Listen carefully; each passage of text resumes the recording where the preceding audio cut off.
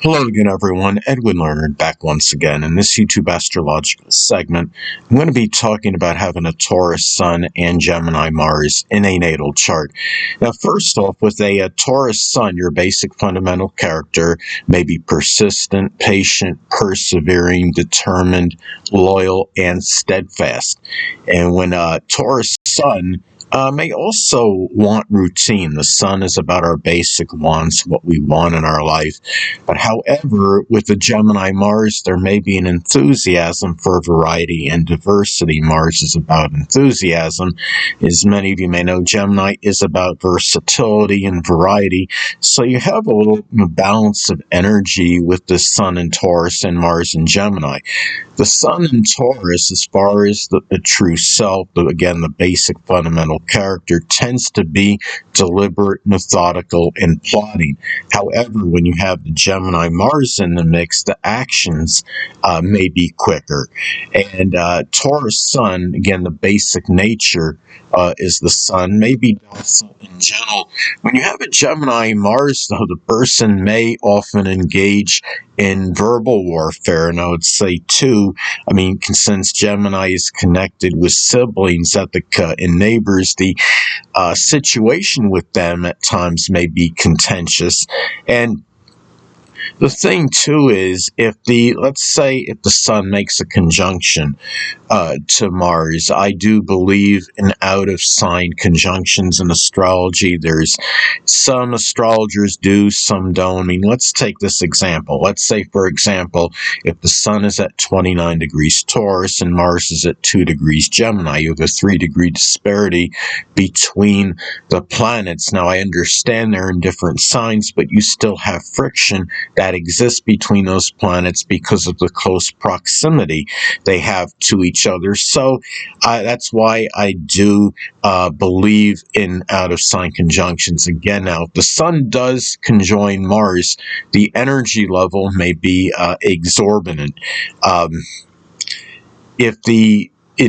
the person may have a strong, type of, physique in build, and Taurus Sun, can be stocky and even muscular anyway. The sun has a connection with the appearance. Yes, the ascendant is what dominates the appearance and physical body, but the sun may have a connection with that as well.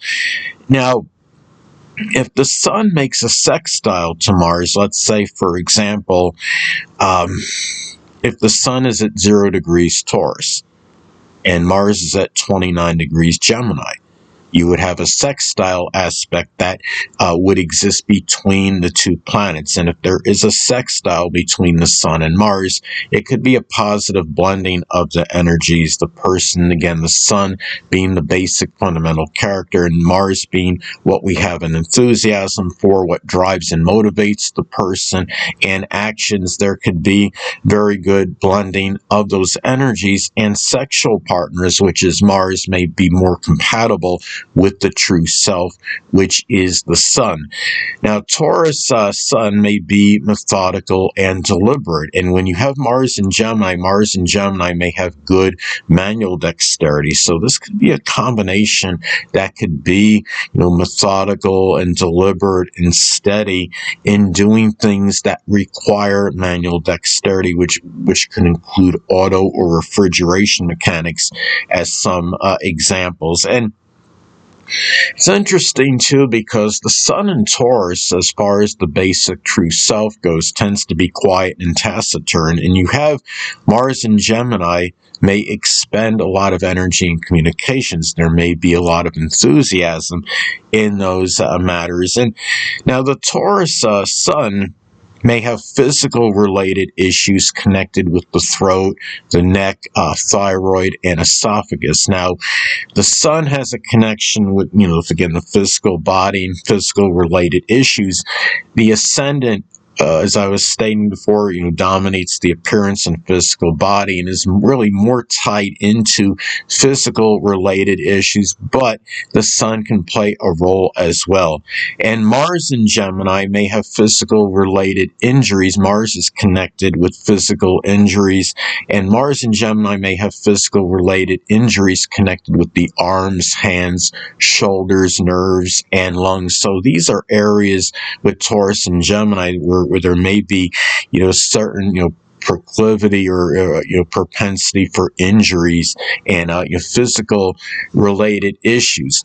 Now, the Sun in Taurus may engage in activities that require physical endurance. It could be long distance running or like weightlifting and things that where the person can pace themselves.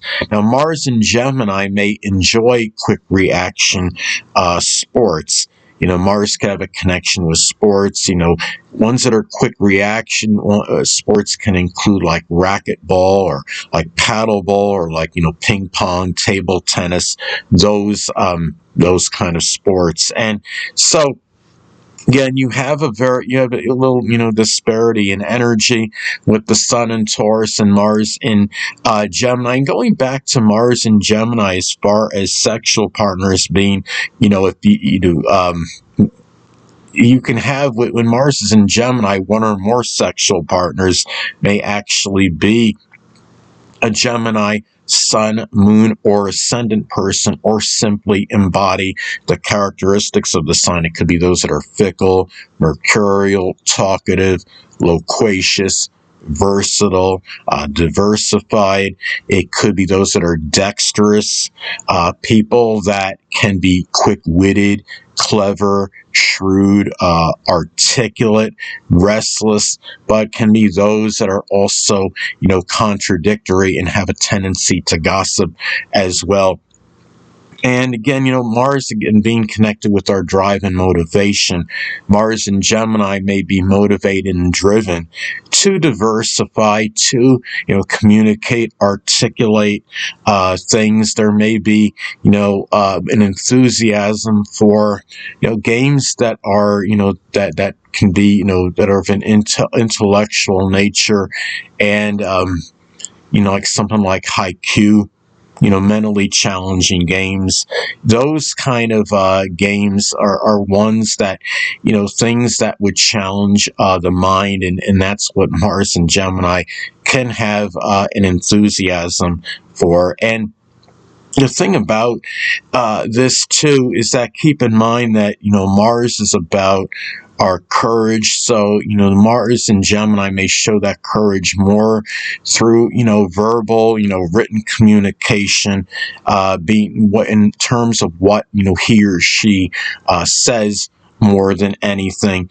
And it could also be too when you have Mars and Gemini, it could be where, there could be more anger as well that is connected, with matters with communications, things that are written, and even, things that are associated with gossiping. Though I would think those are things that can make, the Mars and Gemini person a little bit, more angry than the average person. Anyway, people, that'll conclude this YouTube astrological segment. Until next time, Edwin Learnard saying, stay well.